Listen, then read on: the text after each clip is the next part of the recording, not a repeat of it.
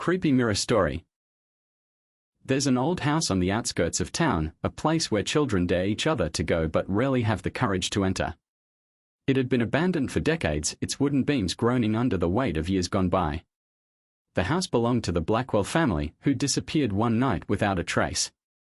No one knew what happened to them, but the townspeople whispered that it had something to do with the mirror in the attic. The mirror was said to be ancient, its glass flawless despite the years.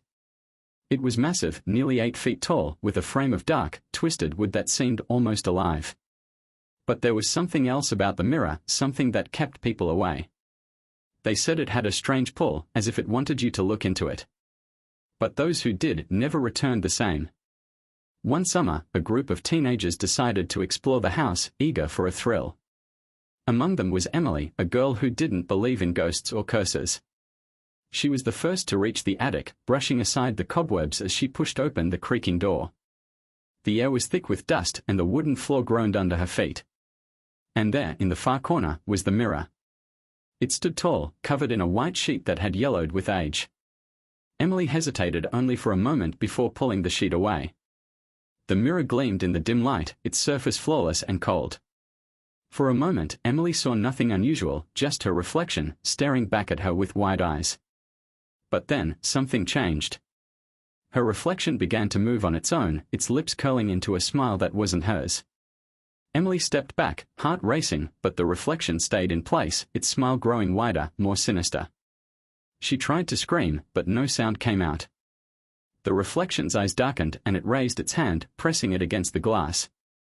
To Emily's horror, the glass rippled like water. The reflection began to push through, its hand emerging into the attic, fingers long and skeletal. Emily was frozen in place, her mind screaming at her to run, but her body refused to move.